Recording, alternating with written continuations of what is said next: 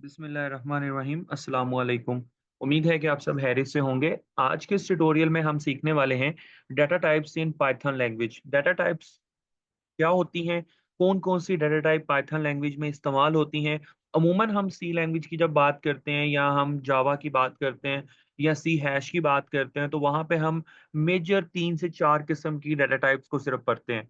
उसमें एक data type होती है इंटिजर की, दूसरी डाटा टाइप होती है फ्लोट की, थर्ड डाटा टाइप होती है कैरेक्टर की एंड फोर्थ स्ट्रिंग हम पढ़ लेते हैं, तो या अरे पढ़ लेते हैं। तो ये हमारे पास 2, 4 या 5 किस्म की डाटा टाइप्स जो कि बड़ी फेमस होती हैं, बहुत ही कॉमन होती हैं, जो कि सी लैंग्वेज के अंदर, सी हैश के अंदर, जावा के अंदर हम यूज़ कर रहे होते हैं।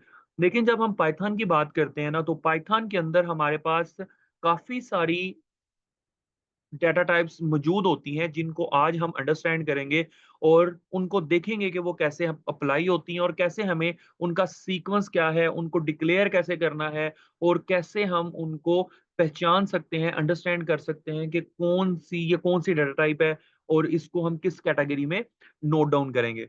सो फर्स्ट ऑफ ऑल हमारे सामने एक लिस्ट मौजूद है और इस लिस्ट में आप देखिए सबसे पहले हमारे पास ऊपर एक स्ट्रिंग है। स्ट्रिंग डाटा टाइप स्ट्रिंग का क्या मतलब होता है? एक पूरी की पूरी लाइन। जैसे कि हम सी लैंग्वेज के अंदर भी डबल कोट के अंदर जब कोई लाइन लिख देते थे, तो डबल कोट के अंदर वो लाइन जब किसी वेरिएबल को साइन हो जाती थी, तो हम कहते थे ये पूरी की पूरी एक स्ट्रिंग है। मिसाल के तौर पे एग्जांपल ये मौजूद है और नाम उसका ये एसटीआर का मतलब है स्ट्रिंग। ओके, अब यहाँ पे देखिए हेलो वर्ड पूरा एक लाइन है। इसको डबल कोट में जब आप इक्वल कर देंगे एक वेरिएबल के, तो ये एक स्ट्रिंग स्टोर हो गई है एक्स के अंदर। तो उसको हम एक स्ट्रिंग कहेंगे यानी कि एसटीआर उसकी शॉर्ट फॉर्म होगी।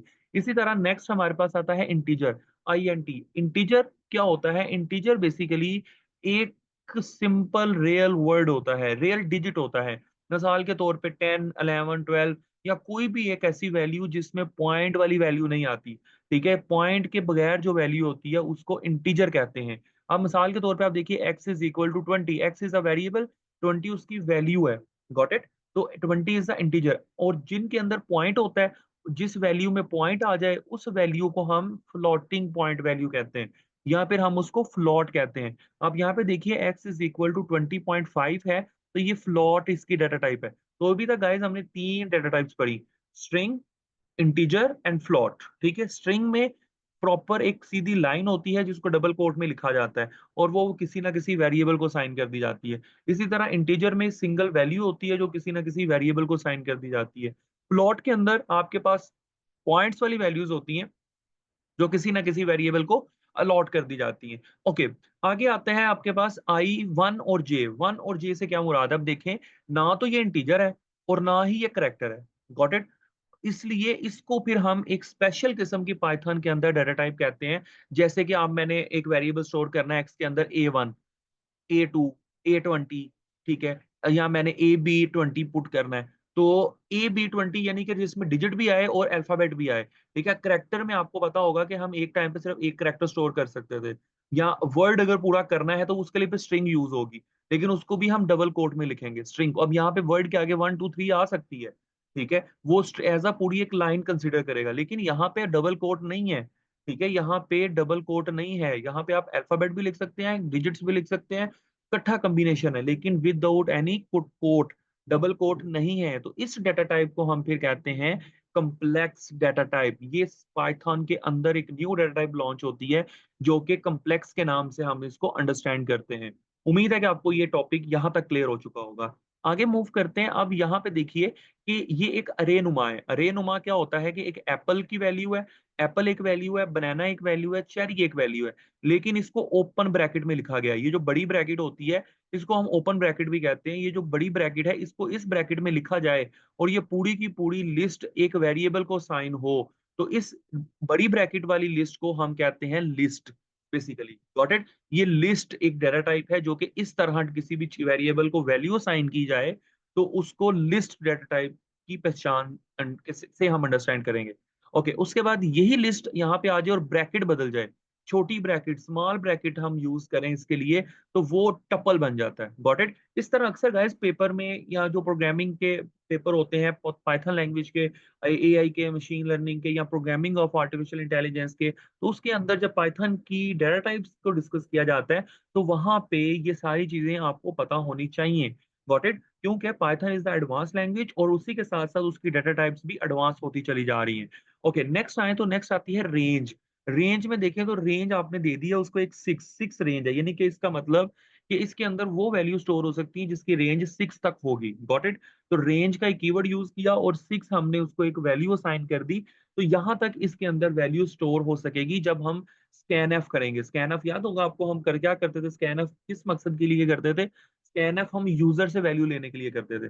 तो यूजर से वैल्यू लेके या फिर कोई और वैल्यू जब हम इसके अंदर स्टोर करेंगे, तो उसकी रेंज क्या होगी? 6। तो इस तरह इस सिनेरियो को, इस तरह लिखने वाले प्रोसीजर को हम कौन सी डाटा टाइप कंसीडर करेंगे? रेंज। Got it? ओके, अब यही काम आप यहाँ पे देखिए, यहाँ पे भी लिस्ट है, ये भी लिस्ट है, लेकिन यहाँ पे कॉमा है। लेकिन यहाँ पे कॉमा नहीं है, यहाँ पे कॉलन है।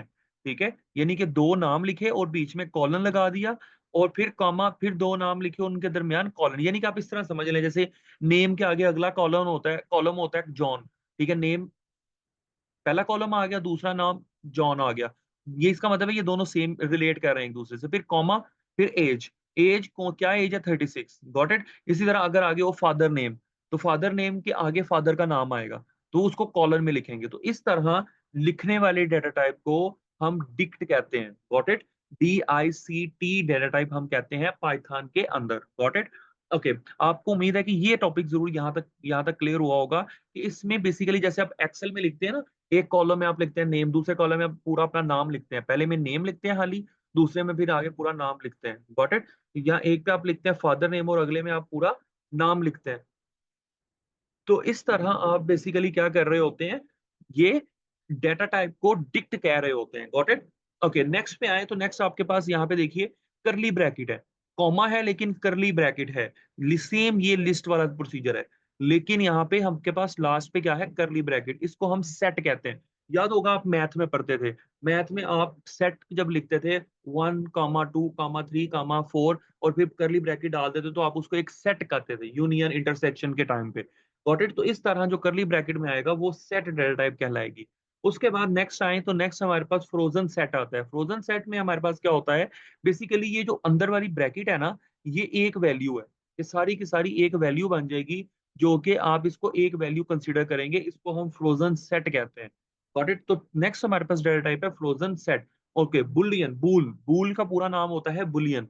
बुलियन में याद होगा हम क्या पढ़ते थे? ये तो सी के अंदर भी हम पढ़ के आए हैं, या सी हैश के अंदर भी, या जावा के अंदर भी हम पढ़ के आए हैं। बुलियन ट्रू और फॉल्स को डील करता है। ठीक है, या तो इसके अंदर ट्रू वैल्यू स्टोर हो सकती है या फिर फॉल्स वैल्यू स्टोर हो सकती है। दोनों में से एक वैल्यू स्टोर हो सकती है। बुलियन बूल में या तो ट्रू होगी या फॉल्स होगी।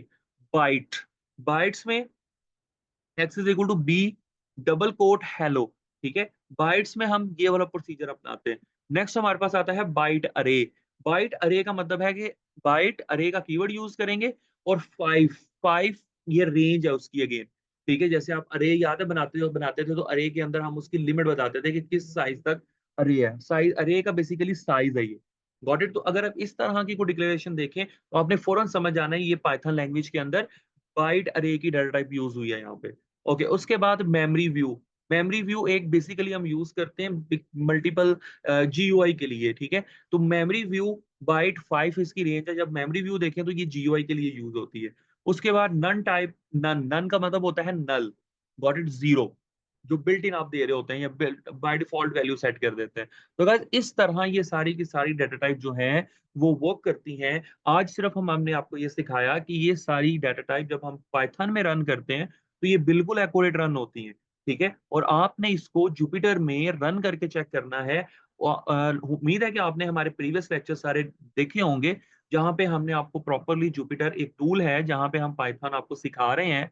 आपने वहां पे इनको रन करना है, और फिर आपने प्रिंट की कमांड देके भी चेक करना है ये कैसे परफॉर्म करते हैं। ये एक छोटा सा टास्क है हमारे इस प्रोग्रामिंग कोर्स में, जो कि आपने परफॉर्म करना है और कमेंट सेक्शन में हमें इन्फॉर्म करना है यस और नो।